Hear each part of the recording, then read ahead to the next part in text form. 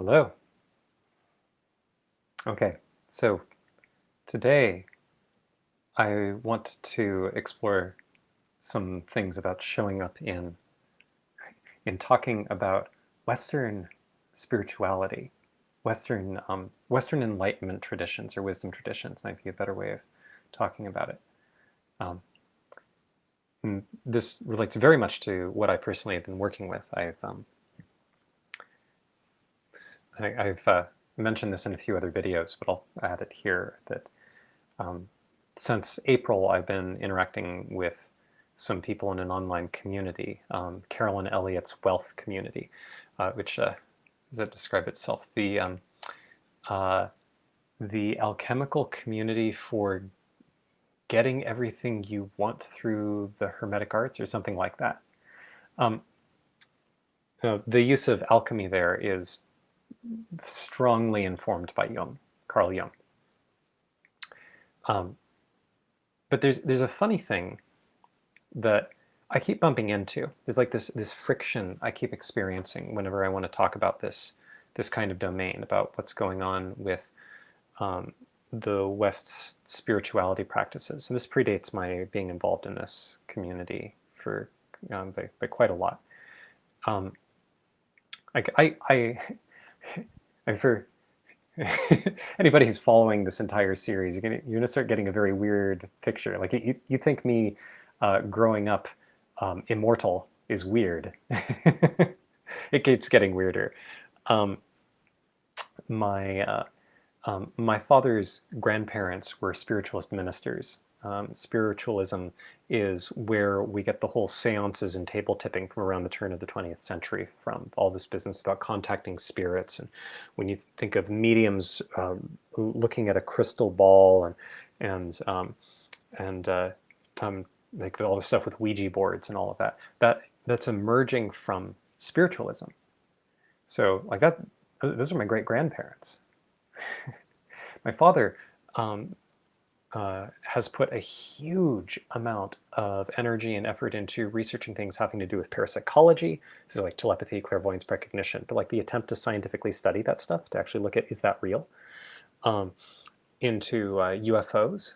And although the UFOs aren't especially central to anything with Western spirituality, arguably neither is the parapsychology, but things having to do with death and the afterlife and near-death experiences. That one is hugely central.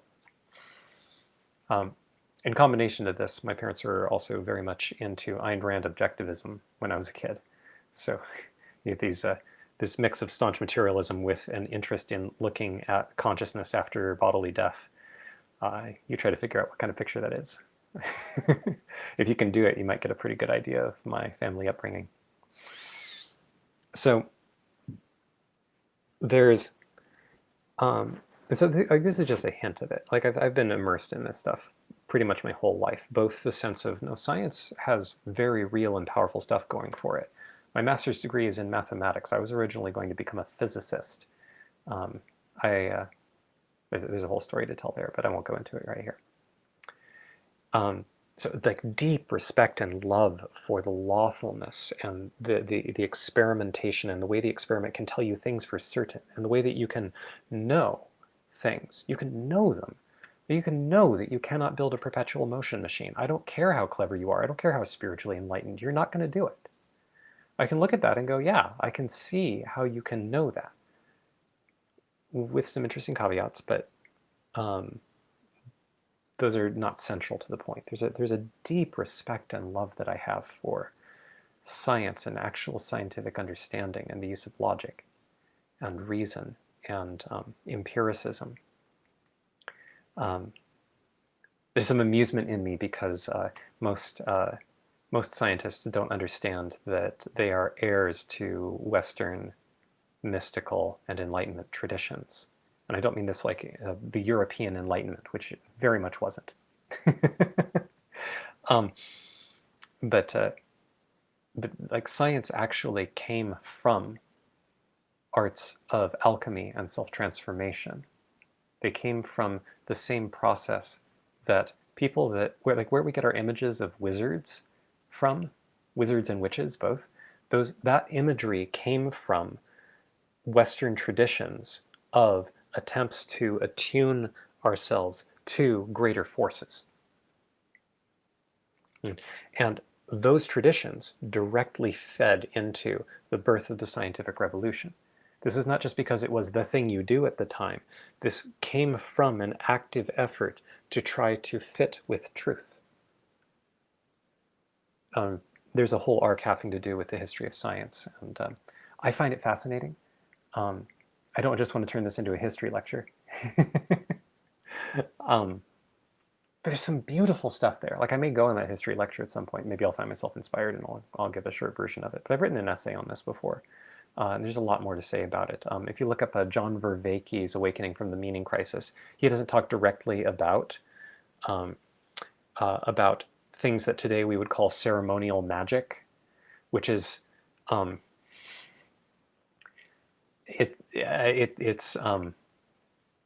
it is also a descendant. It's also an heir to the Western Enlightenment traditions.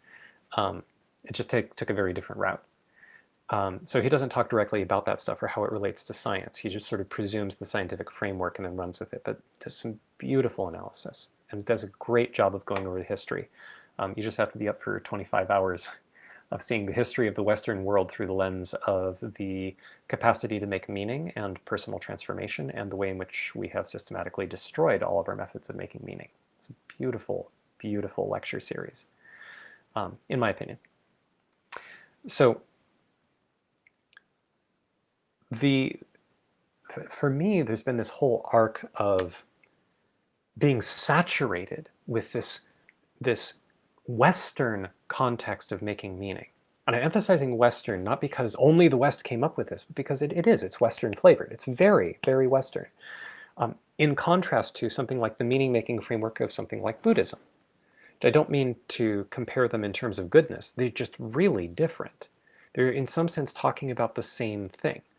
The difference is that for a lot of Buddhism, there's a presumption of a cultural context in the transmission. The whole thing grew up. Like Siddhartha Gautama, the Buddha, was an East Indian prince. Right? The teachings evolved as they went east into China and Japan, and they spread over other parts of the world too, of course. But most of like the Pali Canon, Eastern, immersed in Eastern context. Right? The Buddha was talking to Eastern people. And he wasn't thinking, oh, I'm talking to Eastern people. He's talking to people. And he's immersed in this culture, and he's interacting with them. And that's the context in which Buddhism arose. So when as someone in a Westernized world, like clearly I'm here in the United States, in North America, I did not inherit the culture of the Native Americans. It just didn't happen. We can go into morality about that, but that's not relevant for the point to that. Even though I am here physically in North America, I am Western. My culture is Western. That's very clear. I'm European. Like clearly more American than European, but the point is that American and European are much more alike than are American and Chinese. Right? So what that means is the cultural context I am saturated in has all of these metaphors and intuitions and presumptions and ideas that were part of the context of the development of Western Enlightenment practices, Western wisdom traditions. And in case you didn't read the initial blurb, part of the point that I'm going into this with is actually the West has Enlightenment traditions that are every bit as rich and intricate and immersive and profound as things like Buddhism and Taoism. There are two big differences. One is this cultural context difference. Right? The ways that it gets talked about in the West actually has a lot more room to land for people who grow up in Western culture, which is most of the loud world. I don't know most of the world by population or even by land mass, but certainly most of the loud world, at least the world that I hear. um, so there's that. That's really important.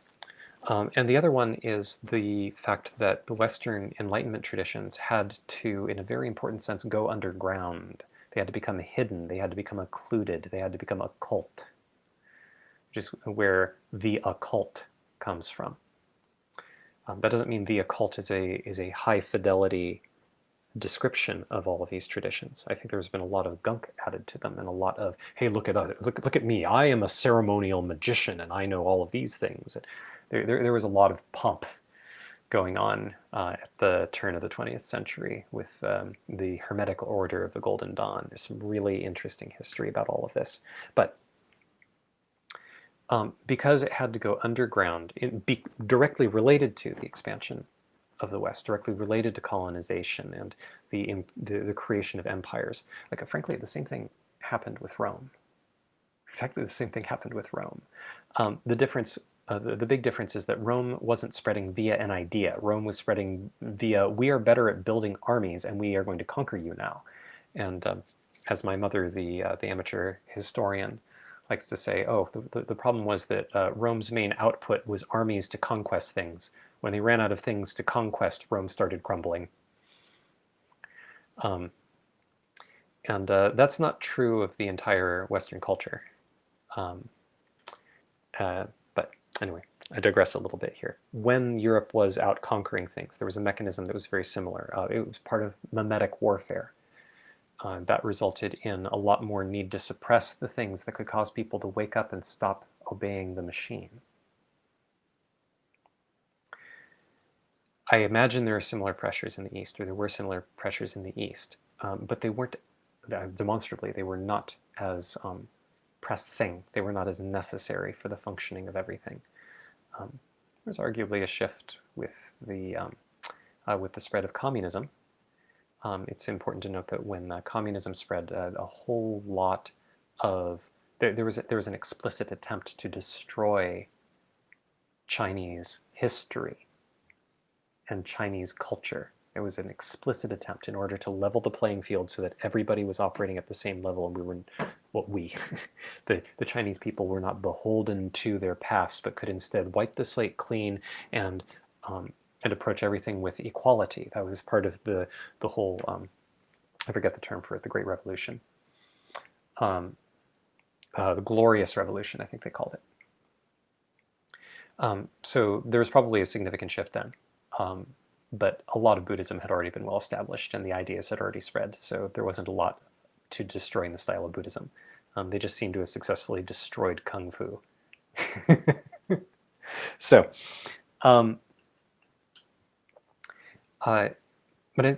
but to rewind a little bit, there's this, like, as a Westerner, or I presume it's as a Westerner, as a me, when I would listen to these ideas from Buddhism, there's something that just feels very violating about them, or alien, or this whole business of, oh, the problem is that you think that you have a self. And you have these desires, and you cling to things that you want, and you try to push away things that you don't want. If you eliminate your desires, and you see through the illusion of a self, then suffering will end. Doesn't that sound wonderful? And there's this whole campaign about the karmic cycle of death and rebirth, and how part of the whole point of this is that you'll keep accumulating karma, or at least not bleeding off the karma you have, if you don't do something. And to Western ears, it sounds a little bit like karma is how bad have you been? Excuse me. If you've been bad, then you'll have karma. There's some attempts to clean this up a little bit, but it's interesting that to Western ears, that's the default thing. Like, oh, you've got a lot of karma. You've got a lot of baggage. And you need to work it off so that you can become enlightened. Like you're enlightened as though you were taking off a burden. I doubt that that's the image of enlightenment, but I suspect that's part of why the word was translated to the English burden and also to shine light on, to make clear and visible. If you go back 500 years, I don't think the English word enlightenment had any of the connotations that it does today. The European Enlightenment, what they called the Enlightenment of the 1700s, the same time period that resulted in the birth of the United States and the French Revolution, and the explosion in things like classical music, although it started a little earlier too. But all of that stuff came from, like the tone of the word enlightenment in that context was the thing of shining light, making clear. We're no longer in the dark ages. There was a rebirth, a renaissance. In French, the word for rebirth is renaissance. And from that rebirth, there is a new dawn, and there is now light in the world, and there is clarity. We can now cast off religion. That was one of the big pushes in the 1700s. Let us be rational and cast off religion. That's what it means to be enlightened. We're clear of the dark ages. So this connotation of enlightenment as the Eastern thing is an attempt to translate something over and go, it's like seeing clearly. But there's still this basic thing of, well, what happens if you become enlightened? And from a lot of the Eastern traditions, this is not just Buddhism, this is across the board, there's this tone of something like, well, you don't come back anymore. I mean, normally you die, and then you have your memory wiped, and you get shoved into a new body.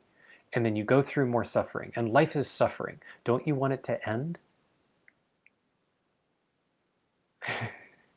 And you have to do this whole weird philosophical rigmarole to say, oh yeah, that sounds great, I want that. I mean, like, no. Like, like a lot of, there's something in Western culture to hook on that. It's actually the lessons of Saturn. We have language for this. The god of death has lessons to teach us. But the Western approach is very, very different. It's very different. We've just buried this deep and we've mocked it. There is active hostile suppression of it in the form of pitchforks and burning at the stake for 1,000 years, maybe more. And then the last 300 years have been this smear campaign. Right? So talking about this stuff is hard because it sounds flaky because of a sort of a mimetic poison that's been added. And there are flaky versions that people will buy into. But it's worth noting that, okay, so for instance, the law of attraction is also a descendant of Hermetic magic. It's a descendant of part of the Western tradition of trying to make sense of how to grow wise.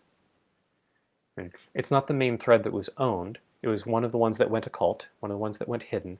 But the law of attraction comes straight out of, it's like a very particular twist in an interpretation of one of the Hermetic laws.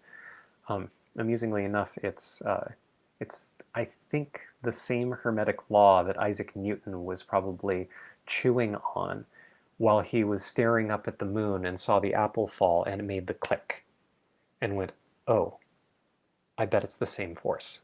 There's a whole arc having to do with why that's important. It's relating to the way in which Kepler's laws of planetary motion, like Newton knew about those, but no one knew why, and there was a kind of not bothered by why, because of Aristotle's description of nature in his book Nature, although that's the translation from the Greek. The Greek word for that book was physikos. And he wrote a book after Nature, which is just him continuing to write more things about the structure of reality. But the Greek word for after Nature is metaphysikos. So the words physics and physical and also metaphysics we get from Aristotle's work. And this just defines a huge, huge arc of the thinking and intuitions that are in Western culture. But anyway, this is so vast. There's just so much to say here. And I'm wanting to tie this into the things that I've been experiencing and working on. So one place this brings me to is this whole business of, okay, when I listen to Eastern traditions, they have a lot of wisdom in them, but a whole lot of it sounds like trying to shove something down my throat that I didn't want to begin with. And then why am I going after it? Oh, you have too much ego. You're carrying too much karma, and that karma is creating suffering. At some point, hopefully, you will come to prefer compassion for all living things. And what goes through my system is something like, you mean prefer compassion over survival? I mean, I don't. It sounds sort of like I can do like enlightenment by suicide. Oh no, no, I reincarnate if I do that. Okay. Uh, so why do I want this? this is this is like this natural confusion, and I tried to ignore that for a long time, but I've come to a place of no, actually, there's a very real kind of experience about growing up with a Western way of framing the world, and then encountering the Eastern correction to Eastern ways of working in the world and operating. Unsurprisingly, it doesn't fit very well. Now, because they're talking about truth, which in my opinion, that's what actual spirituality is about. Spirituality is, how do I prefer truth over other things? That's it. How do I actually choose truth? Everything else is secondary to that. Everything else is an attempt to start to answer that question. It's framing context in order to answer that question. How do I actually prefer truth? If it doesn't answer that question, not relevant. So the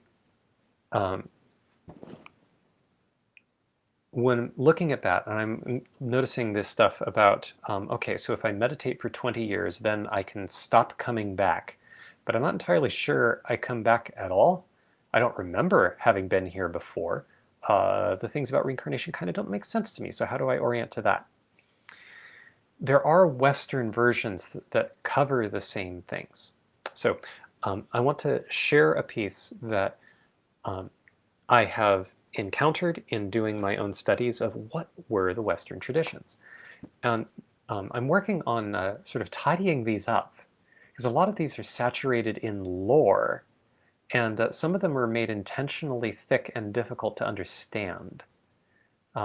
Specifically so that there was something like plausible deniability, and it was sort of hard to find and burn at the stake certain people.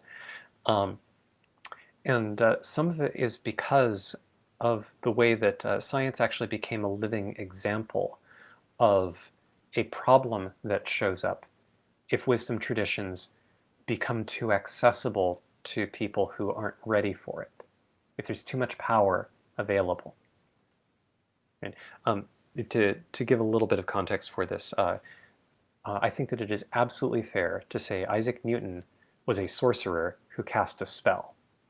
We can argue over exactly, like, what does that mean? Blah, blah, blah. Well, I'm just feel into it. I'm not interested in really arguing about it. Just track this idea of, okay, Isaac Newton created a world. He invented the mathematical models, the mathematical modeling that we use for the physical world, and then used that to unify heaven and earth. And he showed how anybody could do it just by having familiarity with computational tools. And he mapped that mathematical model to our lived sensory experience. An immensely powerful tool. He brought it into the world, and he sort of shifted us into the cosmos.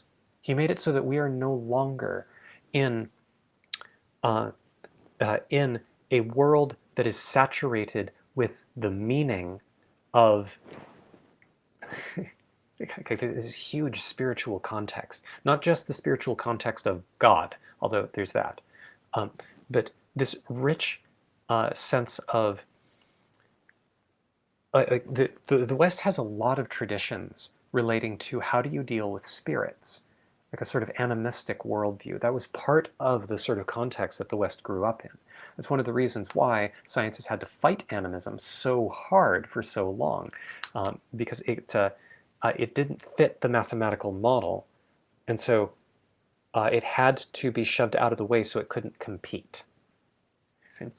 So this is an immensely potent act, a potent spell, a potent invention, like calling down something from the Platonic ideal realm and bringing it into manifestation in a way that transforms the way that the human race works from that point forward. That was potent magic.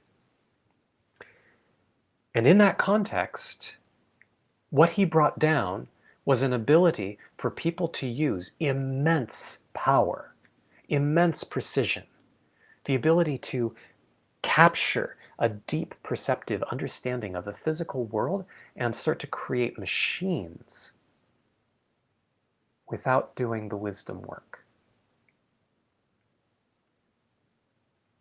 That was a big problem. That became a huge problem. It's one of the reasons why we are now in this state where science is in this enormous obsession with finding what's true, but it doesn't care about, it doesn't care is overly simplified, but as a culture, you sort of zoom out and you look at what is the scientific culture doing? Is the scientific culture trying to help humanity become wise, to make better decisions, to be more aware of the consequences of their own choices?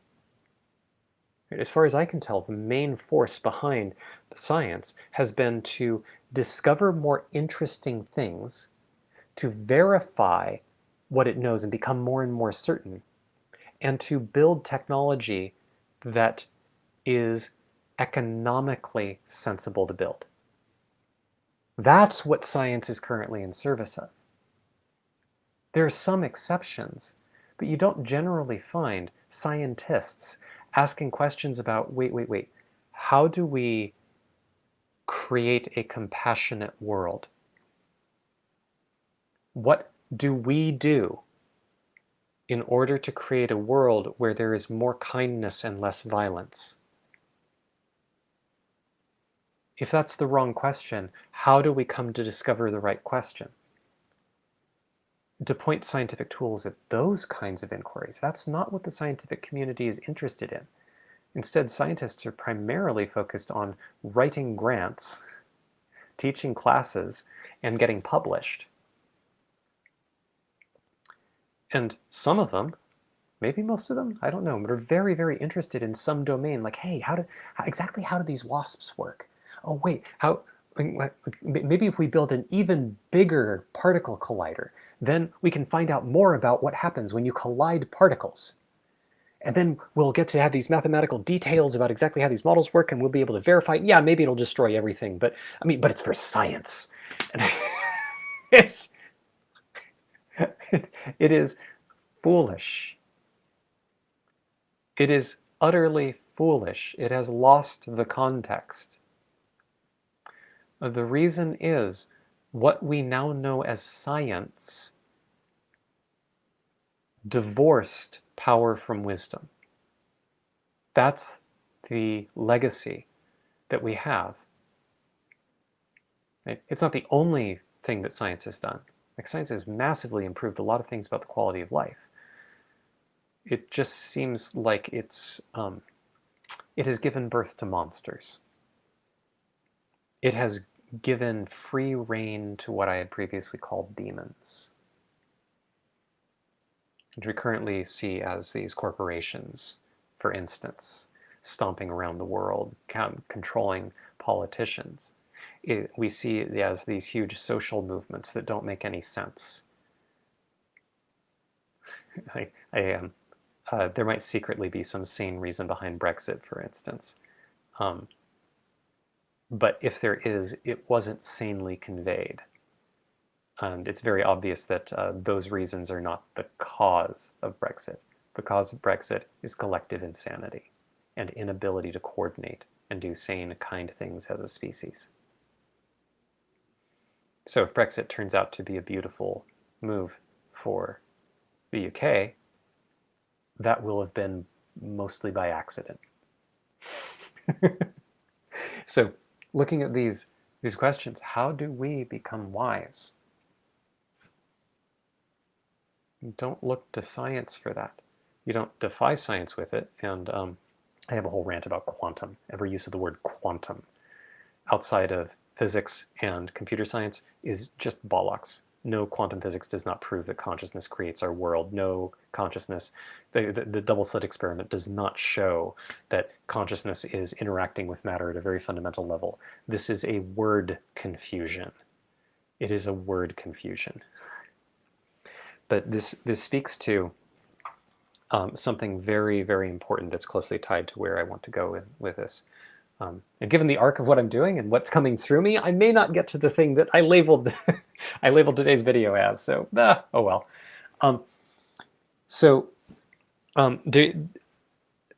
The one of the big challenges.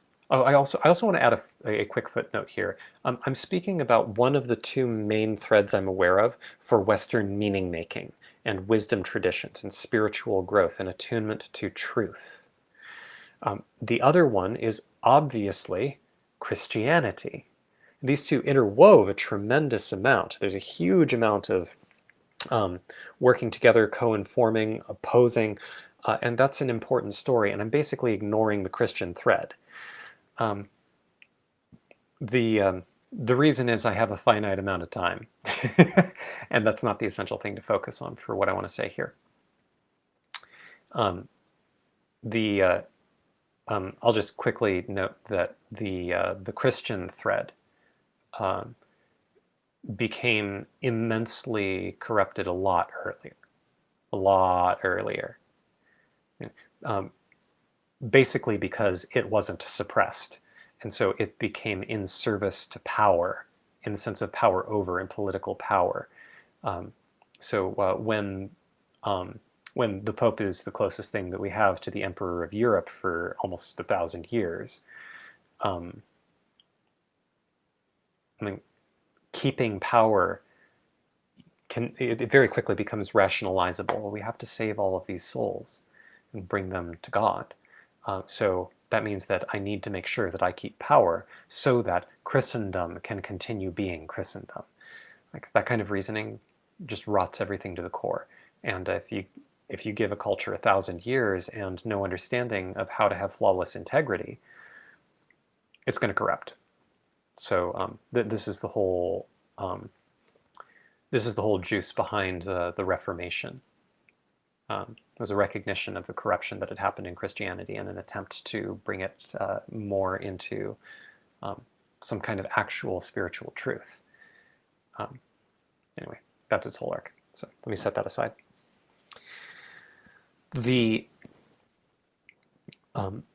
One of the huge problems that that the West now faces, has been facing for centuries, but it's just been getting worse and worse and worse, is this, as John Vervaeke points out, this loss of meaning, this inability to make meaning. It used to be 1,000 years ago that we could find meaning by going to church. Our social context, and I say I'm saying as a Westerner, like our social context was Christendom. And these priests would enact magic to connect you. Like they would transform this cracker and this wine into the flesh and blood of a god. And by their grace is how you receive the grace of God. And it's so universal, it's actually kind of mundane. Everybody just knows this. You know what it is to live a good life. If you want to live a better life, you talk to your priest. You pray. You confess your sins. You atone.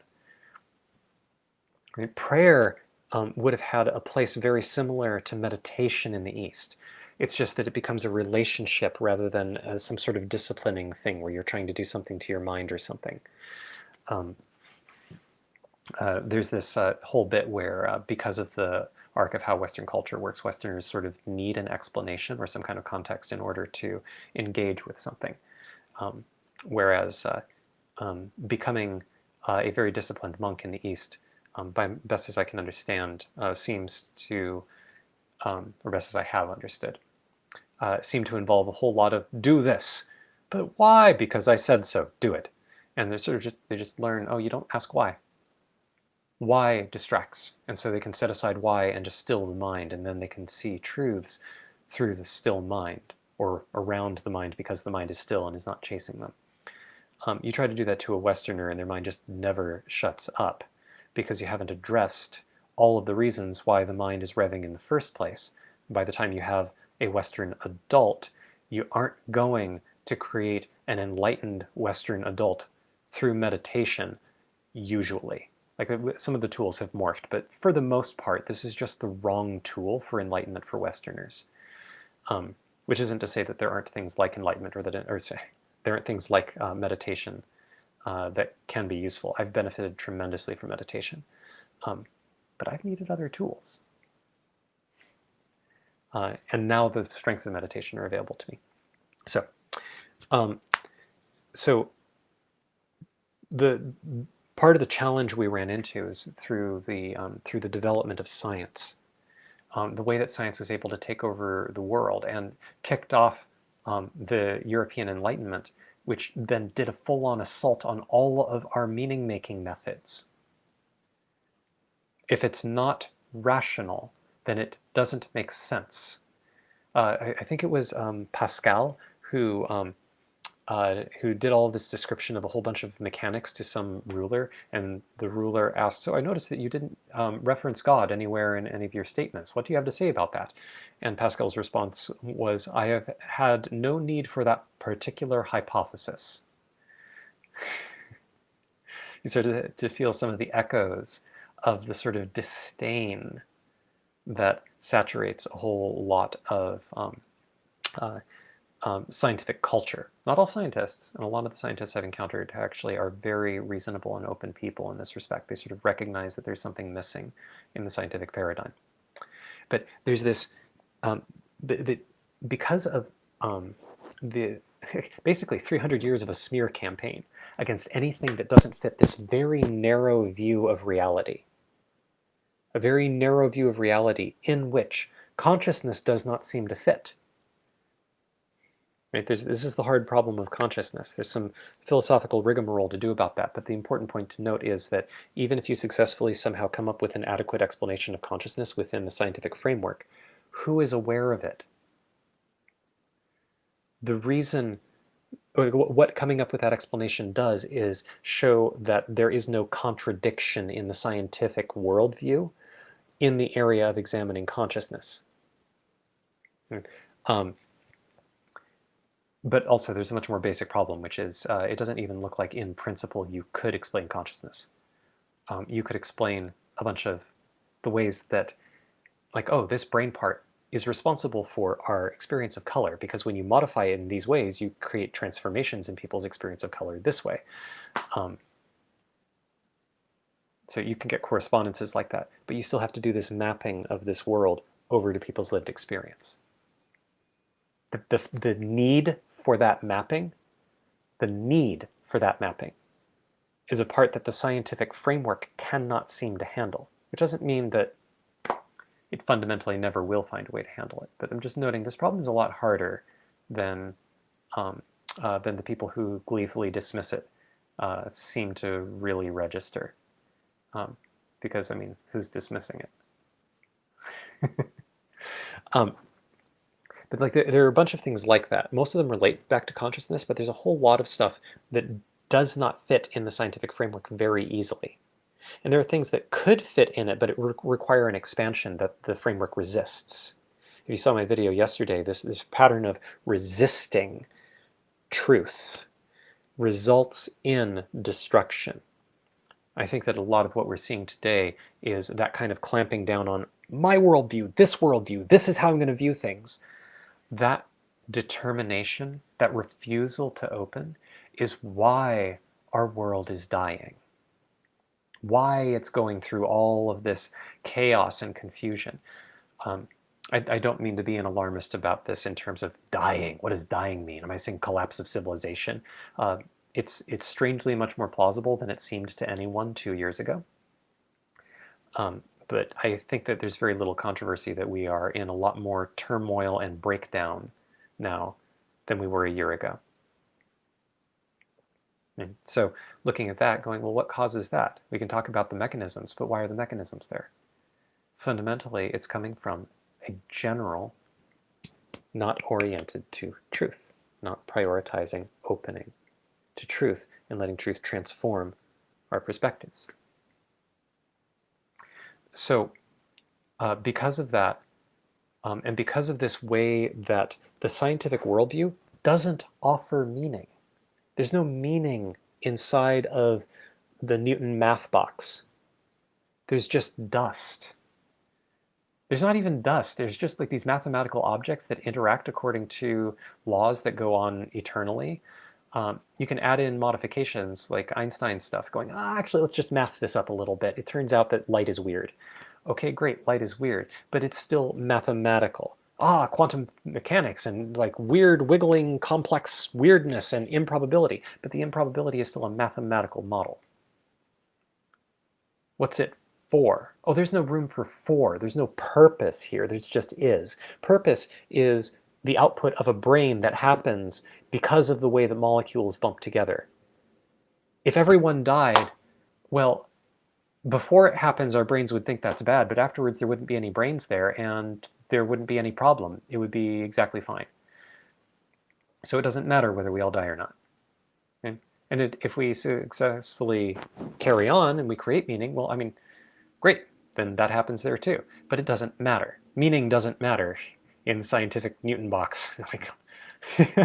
Right? So this is really bleak. This is the problem that Friedrich Nietzsche was pointing at when he said, God is dead and we have killed him.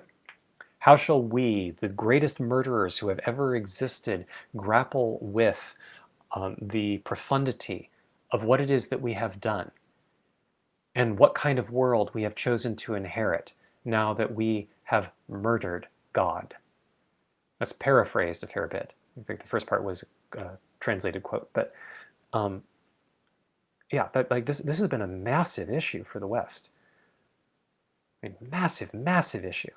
And we are now in a situation where across the world, every Westerner has an active assault on any attempt to pick up a meaning-making tool, because if it's not scientific, then it has all of this competition. It has this scientific assault. Science has the aura of authority.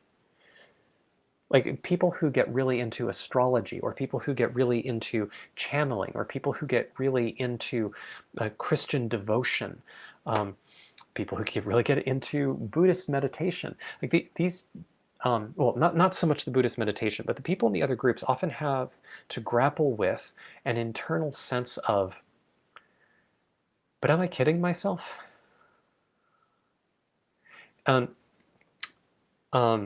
This is a little less true of the Christian branch, because it is possible to surround yourself with a lot of other people who just agree and have this firm sense of that.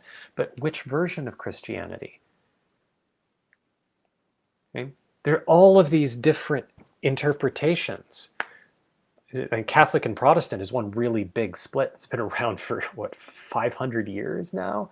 And that's a big issue. But then all of the nuances within like the various flavors of Protestant, with like Southern Baptist and Presbyterian and blah blah blah, and like what. Okay, so how do you deal with that? The standard answer is don't look. You sin if you look. Right? So there's this way where, once again, stuck in this position of having to armor our being against encounters with truth. But if you have to armor yourself against the truth to do spirituality, and spirituality is about opening yourself up to truth so that truth can transform you, so that you can better fit reality and have a seamless life with the flow of all being, well, then you're fucked. Right? And it means that that method of making meaning cannot work as a pathway to spiritual clarity. It can't. There's no way. Eventually it will break down. And the same thing is going to happen with people who are really into some version of new thought, whatever version this is coming up with. If I think positive, this will attract positive things to me. I will just vibrate with the potency of this. I swear, the law of attraction just pulled its stuff straight from things that were articulated 100 years before. There was already an attempt at this particular spiritual revolution. It's part of what resulted in the whole arc with Aleister Crowley and the Theosophists and yeah, like this has been done before. It's been done before. So all of this attempt to dedicate to some kind of method of making meaning, some kind of method of spiritual atonement. Just positive love and light. Our spiritual brothers and sisters from the stars, from the spiritual realm. Now it's popular to talk about from the fifth dimensional density. We're transitioning from third dimension to fifth dimension, and then this is opening us up into this spiritual wonder, and all of these complications we're encountering. This is us facing the darkness so that we can go through it into more bliss and beauty, because that's what we're here for. There's something of there's some truth in it, which is part of why it can ring with people. But part of the point is that Westerners are so fucking hungry for meaning that they will bite just about anything. This is why cults are possible. This is Vervaeke argues this is why Nazism happened. Because Nazism offered secular value. It offered a way to make meaning through power and through the righteous reclamation of heritage, right? And the vilifying of an enemy. In that case, it was those Jews, those gypsies, we can destroy them. That was that whole context, right? To make meaning by having an enemy to destroy. So, here we are in a condition, like one other arc, one more way to see how many people I can piss off with this stuff, right? So, a lot of people have noticed that when they get under fire for instance, for racial issues, like the people who are running around saying Black Lives Matter and you like silence is violence, you need to speak up about it. The people who are most militant about it are groups of white people. Right? You find the same kind of thing going on with a lot of feminism. The people who are really contracted around what's going on in the feminist sphere and are pointing fingers and being victimized and blaming and trying to coerce with shame as the method of trying to create transformation. How dare you violate my rights? Which is not to say that the rights aren't important, that the pain isn't real, but the method of trying to address it. When the method is based on shame, it's actually feeding the same machine. Right? So, over and over again, it's white people. Right? Not universally, but a lot of people, they just hear this over and over and over again, that the people who are the most blamey, the most shamey about this are white people for the most part. Part of the reason, I think, is that the culture of white people is Western. The Western heritage is the context that we have to pull on. Right? But that's been under assault from so many different angles. And I don't mean this like there are these villains who are trying to destroy white culture. No, this is, we kind of did it to ourselves. we summoned a god that we could not banish. We demanded clarity and power, but we didn't demand spiritual wisdom. And we're now we're reaping the results of that. Right? That's a huge problem. That's a huge problem. So a lot of people are getting their meaning making out of having a cause to fight for and having enemies to attack. And the people who are culturally the most hungry for meaning, guess what? So a lot of this pain, a lot of this cultural is coming from something as simple as, how do you get connection with spirit? How do we connect to something deeper and more meaningful? I realize I'm 50 minutes in. I had meant to give some quick context and then go into a Hermetic creation story. Like when I say Hermetic, this hails back to Hermes, which is the Greek name for the Roman god Mercury. There's some fun etymology with all of this.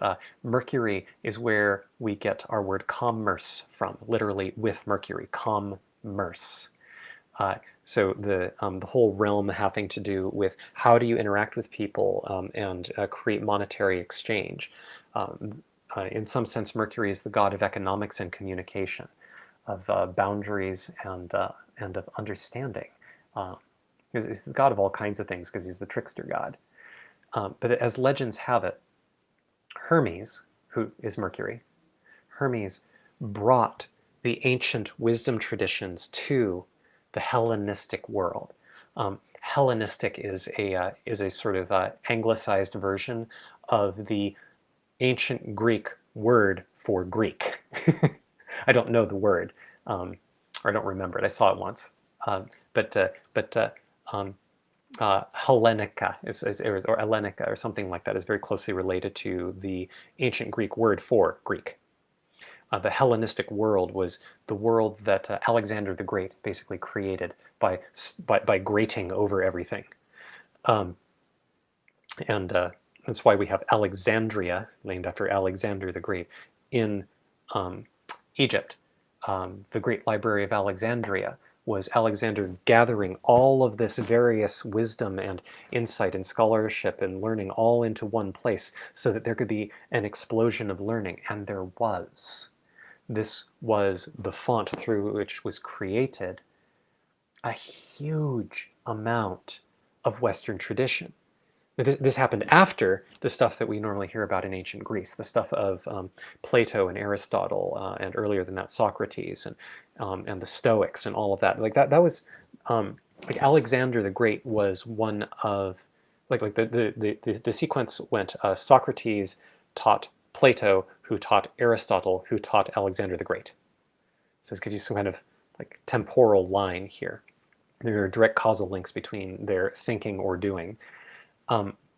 So a lot of Greek stuff had already been well established. So much to say. There's a huge geek button here that gets hit, and this stuff is important. It's valuable. There's this rich context in which we are immersed. But the word hermetic, referring to Hermes, came from how mythologically Hermes as the god of language, the god who brought language, like he was the hands by which like this sort of encouraged Alexander to create this place of learning that synthesized in an explosion of philosophy that resulted in, among other things, what we now know as alchemy and astrology. These are two of the big things that emerged from this time. And there's a reason for it. It wasn't just the stars are impressive, let's use them to predict stuff. There's actually this immensely rich culture relating to deep spiritual experiences. I'm not realizing, let's see, how long do I want this to be? I'll feel into this. I've having had some of the kinds of spiritual experiences that I can now see a bunch of this stuff was based on. It is just absolutely crystal clear. Like there's a kind of thing of when I think that anybody, like I'm projecting my experience wildly here, but I'll say, having gone through this experience, I now have the very vivid lived obviousness that anybody who leaves time and comes back as incoherent as the language is, because our language is built within the context of being in time in a sequence. But I think anybody who goes through that experience would look around and recognize spiritual teachings where they hadn't seen them before, and would also see that they had misunderstood a whole bunch of older stuff, that like, a bunch of things that had already been framed there. It just seems incredibly obvious that they would see, oh, that's what they were talking about. Immensely clear.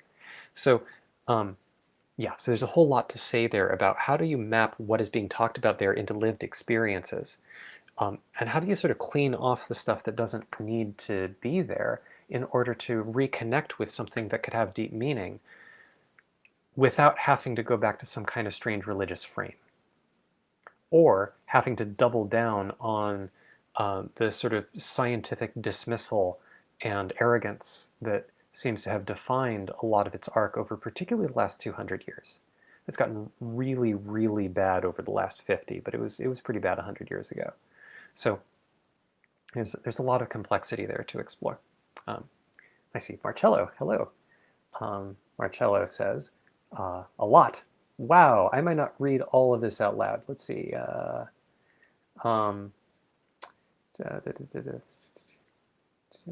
People, confess. Okay, I'm not clear I'm going to be able to read all of this. Oh, okay, let me just give this a second. Okay, I'll go ahead and say this here. Marcello says, as I see it, the thing you said about science destroying meaning is pretty misleading. Pretty much every religious and religionoid memeplex actually pushes two relevant dysfunctions on people. A, meaning can only come from outside of you. If it doesn't, you are selfish or self-centered or etc. I mean, it isn't weird that we think self-centered means something bad, but centered means something good. Where else would someone's center be? Yeah.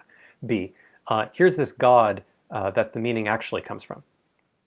Now science comes along. Science is a very powerful toolkit for building models, but it's powerless to do anything about A because it's a should rather than an is. However, it can sure demolish B. So the result is that people are stuck with a God-shaped hole and no God, but it's really unfair to blame that on science. That's not where the God-shaped hole is from. I agree with all of that. I don't mean to blame science entirely for the loss of meaning. This was the thing that I was hand-waving at, saying, there's a whole thread having to do with Christianity that I'm not really going to get into here. Other than to say that there's some stuff about Christianity had to hold power, and in that context, holding power for 1,000 years, if its focus becomes, I have to hold power so that I can still do this helping souls thing, a lot gets compromised. So I actually think that we saw a lot of these cracks that you're talking about in the form of, for instance, the Reformation. Like the Reformation was a very loud display of many of the things that you're talking about here. The thing that I am highlighting about science is that science had a, Sigmund Freud had a term for this, and I can almost remember it. It's, I can't quite remember. A something reaction. Anyway, the formation reaction, I think is the term, which, like the way that scientific culture has reacted to religiosity has much of the same kind of energy as a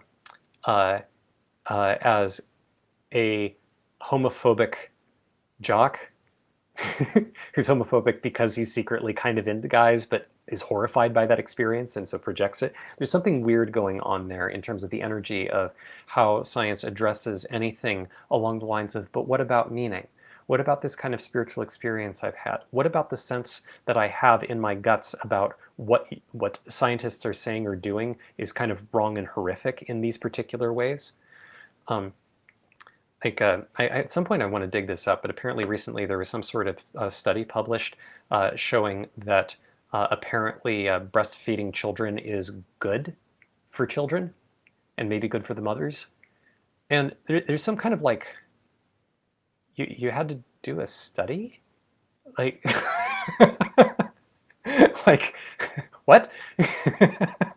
And I can sort of hear the thundering thought arguments coming through of, oh well, like, but you have to like verify, and there have been things that have been obvious before that we have to check, blah blah blah blah blah.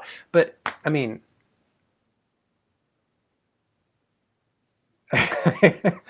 like there's a kind of level of, well, where are we grounding it out? Where is the foundation upon which we're deciding anything? Okay? An unwillingness in scientific culture, sort of writ large. And I don't mean to say this about all scientists. There are exceptions, there are pockets. I've experienced some of the pockets that are different. So I don't mean to just say this is true universally across the board. But the tone is this very clear sense of course our way is right. Obviously our way is right. Right? And that, I can see why it came about, and I understand, but it adds to the problem of the consistent destruction of meaning by adding a gaslighting flavor to the whole thing. And on top of this, the scientific worldview has no place for meaning inside of it. Meaning is an illusion created by mathematics doing mathematical things. There's no reason for it. There's nothing at the foundation. There's nothing that is even faintly like this has, like, and the reason for all of this is because it is made out of beauty. Or like there were some attempts to this of God as a geometer and trying to put God back into the context of God is the one who built this world. I think that there's actually something to that view. It's just that we forgot a note from the Gnostics about there being a very important difference between the absolute, which I would say is the same thing as truth or reality. But it's not reality as we conceive of it, it is reality. What we conceive of happens inside of reality. This is something that Western minds have a little bit of difficulty with, but is actually very central to, I mean, it's because minds have difficulty with it. Eastern minds, sorry, I haven't examined a whole lot of Eastern minds, so I'm not quite sure exactly what they do. Anyway, that's a tangent. But there's an important contrast between God the absolute and God the demiurge. Most of the time when anybody is talking about God and there being a God-shaped hole and God the geometer, they're talking about a demiurge.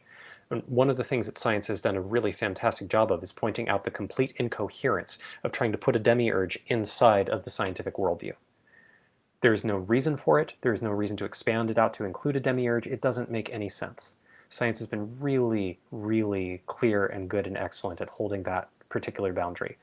That's been needed. However, there's still this really basic problem of, right, so who is knowing about the scientific worldview? Can you talk about that without going in circles that assume the scientific worldview in order to show that it's true? Another way to say it is, where does the math come from? Can you explain that without resorting back to the same mathematical world?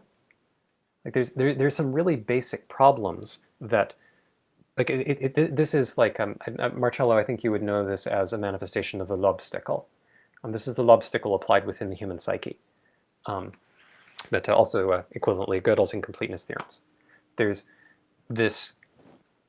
There's a really fundamental issue having to do with the fact that if we are devoted to a worldview and then we use that worldview to find truth, we're not devoted to truth, we're devoted to the worldview.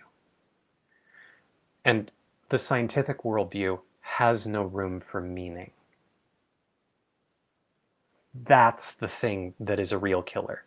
It is a perspective that has assumed the mantle of adultness and superiority and authority, while also saying there's no meaning.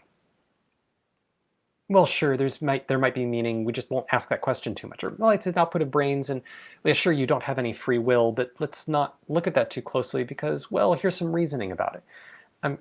It's not addressing the really basic core issue of there's something actually kind of horrifying about the idea of being trapped in the scientific world, or the world as envisioned by the scientific materialist paradigm. There's something downright horrifying about it. How do you deal with that horror? People who are caught by this memeplex that insists that the scientific worldview is correct and how dare you think otherwise. If you think otherwise, you're crazy or you're deluded, or show me the evidence of exactly how it's false, which is to say, show me within this paradigm how this paradigm is broken. That's not how it works. That's not how it works at all, right? But there's also an additional problem having to do with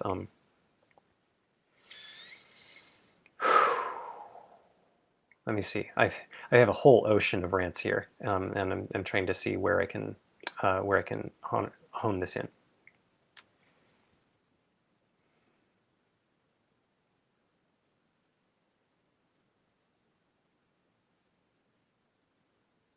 The thing I want to point at seems extremely clear to me about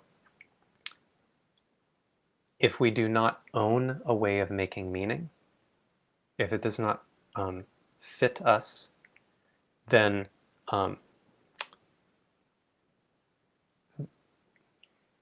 what is it about meaning making specifically? Meaning is part of how we dance with truth. If we don't have a meaning-making framework, there isn't a way to sort of plug the heart into the truth-seeking process. But if we latch onto a meaning-making framework, then we are opposed to truth. It doesn't matter how good that framework is. There's this quirky thing that Western minds are really super prone to, and I include mine in this, of trying to ask whether a model is correct. Is the model true? This is actually nuts.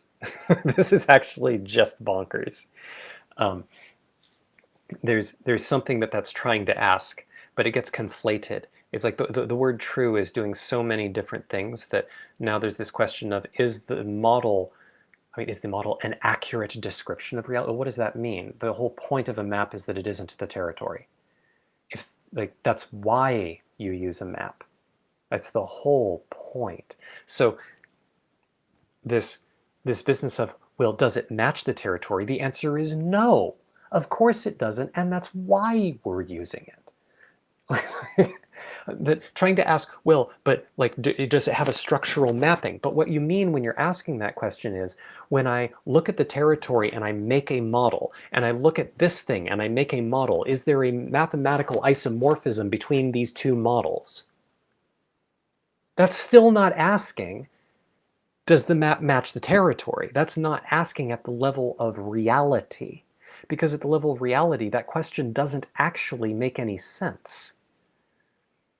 So getting to this place where we can use the mind, but we don't believe that it actually is describing reality. There's something very important about that step of being able to see truth, to fit ourselves to truth, to open ourselves to that.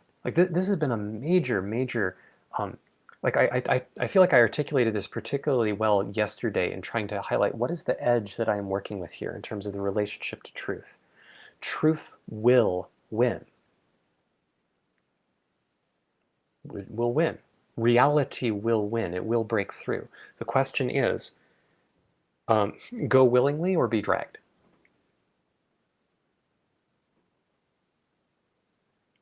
Okay? So the whole scientific worldview is a continuation of the problem the West has had for a few thousand years of choosing be dragged. It was an attempt to move in the direction of go willingly, of open ourselves up to truth.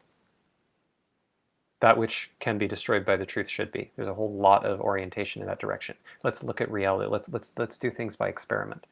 But there's this strong pull towards something else. And that pull towards something else has resulted in this very particular perspective that has no room for meaning in it. So that's the thing I'm pointing at. Okay, so I didn't get to the Hermetic creation story, so let me just highlight where that's going. So I feel like I'm pretty much at the end of my energy. I think I may just rename this live stream if it'll let me. But where I'm going with this is that in orienting to all of this, I have found ways to hold and not believe in, but to vividly hold ways of orienting to the world that call in a bunch of the Western enlightenment traditions, a bunch of aspects from those that I've been working on finding ways of cleaning them up. And it seems to resonate with a bunch of the people I've been working with, and that's been exciting to see. But more importantly, working with them, it feels like I have Western ways of talking about a lot of the very transpersonal experiences I've had. That I don't have to just refer to like Buddhist dissolution of the self weirdness going on there. I mean, that's definitely part of it, but I can start to talk about it in terms that it turns out actually have roots in Western culture. In roots all the way down to things like why we have 24 hours in our days and why we have 7 days in the week and why they are named the ways they are and in the order they are. All of that actually comes right out of our traditions, out of our wisdom traditions. It's just that now we've thoroughly smeared those wisdom traditions, much the same way we've thoroughly smeared Christianity. And then we have cultures that have picked up the smeared version and have been trying to grab that as a source of meaning making and have been doing the lockdown, let me not look at opposing things. Oh, let me say something, see quantum physics shows that astrology is true. Like just absolute gibberish. So I think there's a way to be clear in claiming this stuff, and I've been getting a lot of value out of this. Yeah, so that was what I was hoping to articulate here, and yeah, I didn't get to that, and that's okay. So we'll just consider this context. Maybe I'll just put part 1. So thanks all for watching. Cheers.